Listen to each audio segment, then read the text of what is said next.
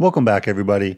A common question that comes up a bunch is where exactly should we park our cash? Whether that's our emergency savings fund or cash that we have on hand to invest that we're just waiting to deploy. And the three options that most people consider are a savings account, a money market fund, and a bank CD, otherwise known as a certificate of deposit. Now, I know that some people talk about investing their emergency fund, and in general, I wouldn't recommend that unless you have extremely reliable amounts of income, specifically disposable income that you can always count on. So I won't be talking about that in this video. But what we will be talking about in this video is breaking down what the different account types are and how they work, what the pros and cons of each one is, and I'll share what I'm actually doing with my own cash at the end. So let's go ahead and get started. Now, just a quick recap on the different account types. Obviously, a savings account is an account that you get at a bank that pays a varying amount of interest. Now, you can have a regular savings account that you find at most banks or credit unions that pay infamously low interest rates.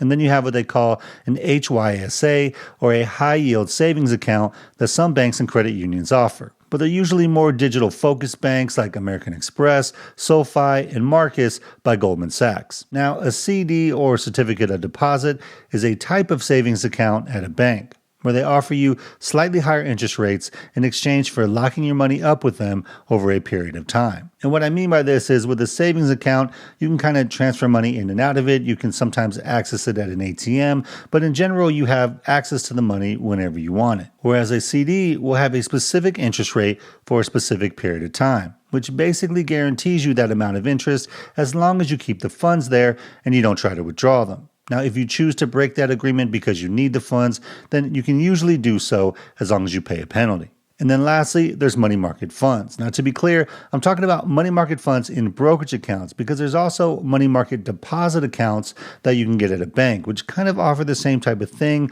but they're a little less common nowadays than they used to be. In general, money market funds are actual investments. They're mutual funds that invest in certain things. And for that reason, people will normally say that it's safer to put it in a bank. But like most things that we hear about with money and finances, it's partially true and partially not really. But we're going to dig into that. So let's talk about the pros and cons to each one. Now, in general, when you're talking about your emergency fund, there's a few main things you want to think about. One, interest rates, which is going to be the amount that you can earn for your cash while you wait. 2, access and liquidity, which is how easily and quickly you can actually use your cash. And 3, risks.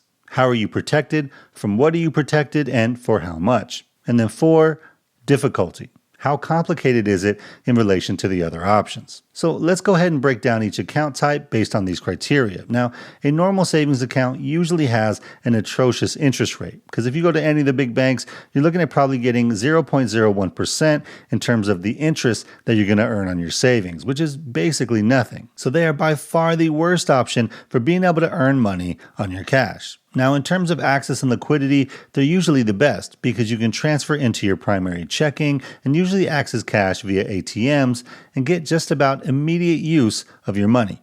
Now, in terms of risk, deposits in a bank won't have market risk because it's not an investment. And your deposits are insured for up to $250,000 per person per bank. So if you have multiple accounts at different banks, it's $250K at each bank. And that's the FDIC insurance that everybody talks about, which is provided by the Federal Deposit Insurance Corporation, or FDIC. And basically what the FDIC does is they protect you if your actual bank happens to fail. So while the cash is yours, your bank is technically the custodian that's holding it for you. But as we know, sometimes banks fail either because of how they're run or unexpected market conditions or some combination of both. And when those things happen, sometimes your bank has to close. And so what the FDIC does is basically guarantee your deposits up to a certain amount if your bank actually fails. All right, so if we move on to the next risk, savings accounts can also have interest rate risk. Now, the rate isn't locked in, and so it can fluctuate as rates go up and down,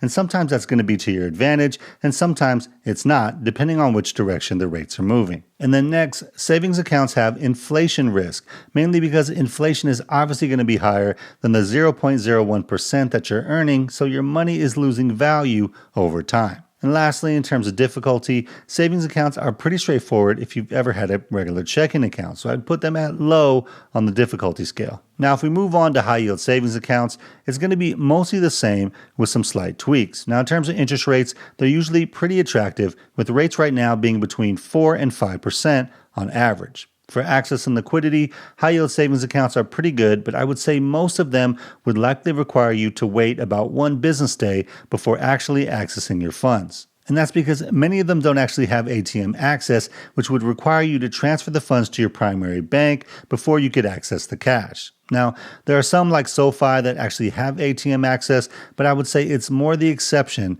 than the rule. So in general, it's still pretty fast at about one business day, but it's definitely slower than a normal savings account that's just attached to your primary bank. Now, in terms of risks, it's pretty similar to a regular savings account. There's no actual market risk because, again, they're deposits and not actual investments. And then you're also protected from custodian risk with FDIC insurance up to $250,000 per person per bank.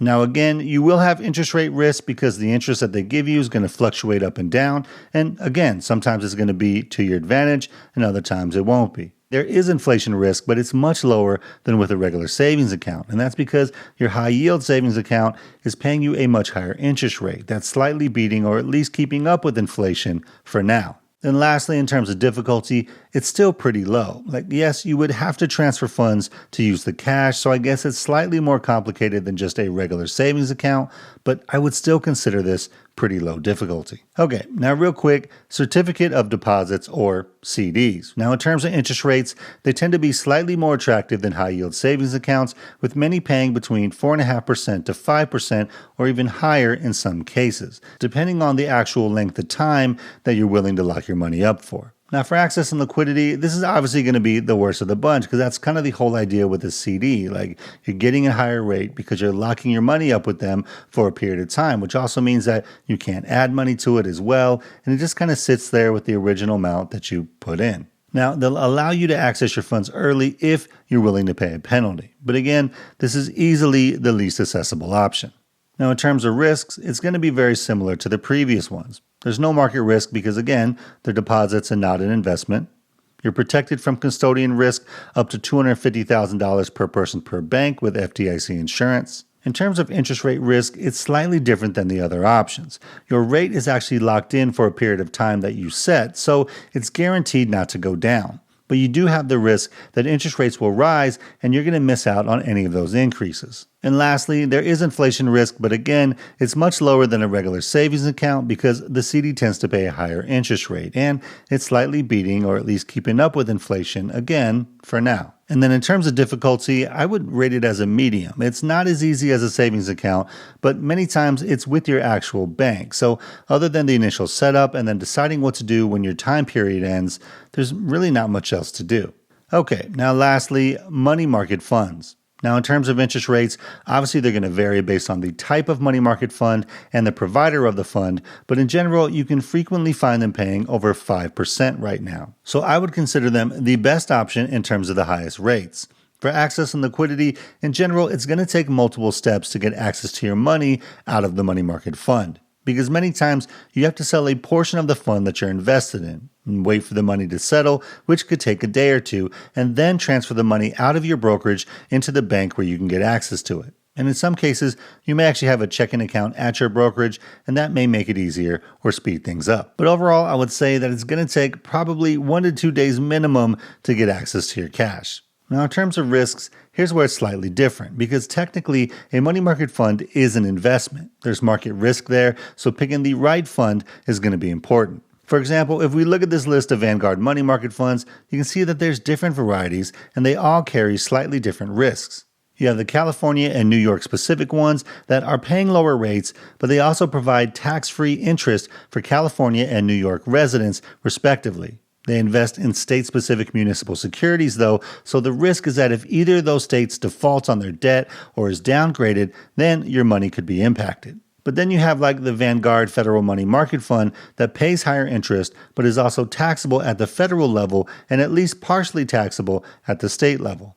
It invests in government securities and repurchase agreements, so the risk is if those government securities default, which is obviously low, or if it ever happened, we'd probably have a much bigger problem than our emergency savings. And now the Vanguard Treasury Money Market Fund is similar in that it's also taxable at the federal level and partially taxable at the state level, but it's even more conservative in that it only invests in U.S. Treasuries, which basically means the U.S. would have to default on its debt in order for you to lose your principal, which again means that we probably have much bigger problems going on. And now, in terms of custodian risk, brokerage accounts don't have FDIC insurance, but they do have SIPC insurance. SIPC stands for the Securities Investor Protection Corporation, and they protect against the loss of cash and securities held by customers at financially troubled brokerage firms. So, as you can see, it sounds very similar to FDIC insurance, and you're protected up to $500,000, where up to $250,000 of that can be in actual cash that's not invested. So again, very similar to FDIC. And those dollar values are actually per account type. So if you have two regular brokerage accounts, it's still $500K total. But if you have a brokerage account and a Roth IRA and a traditional IRA, you'd be covered for up to $500,000 in each account. So while it's not FDIC insurance, it's actually very similar to it in practice. Now, you will have interest rate risk with money market funds because the interest they give you is going to fluctuate as rates go up and down. And again, sometimes it's going to be in your favor and sometimes it's not. But with money market funds, many times they actually change by the day. And in terms of inflation risk, it's going to be slightly lower than all the other options because the money market funds tend to pay the highest interest rates. And lastly, in terms of difficulty, I would probably rate it as high, but only in comparison to these other options. Because if you're familiar with a brokerage account and you buy stocks and ETFs, then this is going to be very easy for you. It's literally the same thing you're already doing. But when you compare it to someone who just has like a savings account at a bank, then yeah, it's a lot more complicated than that, no question. All right, so now that we have the details on each account type, let's talk about who they're best for. A regular savings account is really going to be for folks who need immediate access to their savings or really just do not want to mess with having another account somewhere else. Other than that, maybe if you get additional perks by keeping your money in one place, like Chase has special banking products if you have X amount of dollars in your accounts there. But ultimately, this option is really just for folks who want the ultimate convenience and don't care about earning interest. Now, a high-yield savings account is great for folks who want the simplicity and access of a savings account, but also want to be earning close to the best rates possible. HYSAs are a really nice compromise, and they're usually very easy and quick to set up online. Also, for some people, having to wait an extra day to get their money actually prevents them from spending it when if it's just in their primary bank, they're more likely to do so. Now, CDs are good for folks who in general just enjoy torturing themselves. I'm kidding. Kind of. Because to me, I think they're kind of an outdated option. Like you can't really access your money, you can't add to it. It does pay better rates than a savings account, but worse than a money market in general. And really, they're only for folks who want to ensure that their interest rate stays the same for the whole time period. Or maybe folks who want close to the highest interest rates and don't want to put their money in a money market fund for whatever reason. And they're okay with having limited access to their money. So I'm sure there's still a good market out there for them, but for me personally, and just based on how I understand them, it's not really interesting. Okay, and then lastly, money market funds are for folks who want the best rates, are familiar with brokerage accounts and mutual funds, are willing to understand the risks of the different funds, and are okay with having a 1 to 2 day lead time to access their money. So definitely, each one of these is going to hit a slightly different person and has their own individual pros and cons. Now, as for me, if you want to know what I'm doing with my cash, it probably comes as no surprise, but I'm in the last group and I'm using a money market fund. Now, I do have some regular savings accounts where I just have small amounts of money, and I used to have a high yield savings account at American Express, but I've recently moved my emergency fund into a brokerage account invested in VUSXX, which is the Vanguard Treasury Fund. It's their most conservative fund, only investing in U.S. Treasuries. So the only way that it's going to fail is if the U.S. defaults on its Treasuries. And if that happens, my little emergency fund probably is not going to matter much at all anyway. And I simply look at it like this. The FDIC and the SIPC, the money that they put aside to cover insurance losses, is literally invested in U.S. government securities. So if my Treasury fund blows up, FDIC insurance and SIPC insurance isn't going to be worth anything anyway, so I don't view it as riskier than putting it in a bank at all because of that reason, even though most people would assume that putting it in a bank is less risky than putting it in a money market fund. Now, I have it in a brokerage account that's away from my Schwab portfolio, so that's why you all never see it, because to me, that's not actually money to invest, that's cash. So what I'm doing is I bank at Chase, and I also have a Chase brokerage account where I'm holding my VUSXX. And so it's this nice blend of, yes, it's technically separate, but it's still at my primary bank, so the lead time to get money in and out is maybe one business day, which isn't too bad. But ultimately, the best place to put your emergency savings is going to depend on your own situation and what you value the most in terms of interest rates or access or even risks. The most important thing you can do, though, when it comes to emergency savings is to actually have one, because all this optimization is really just icing on the cake. If you have money set aside, then you're already ahead of the game, and that's the most important part. So how are you guys all managing your cash? Let me know down in the comments below. Now, if you're ready to start investing and you want to know about the one ETF portfolio that's a great starting point for most people, click on this video right here. Hope you guys have a great day out there. Financial independence is true freedom, so keep building and stacking wins, and I'll see you on the next one. Peace.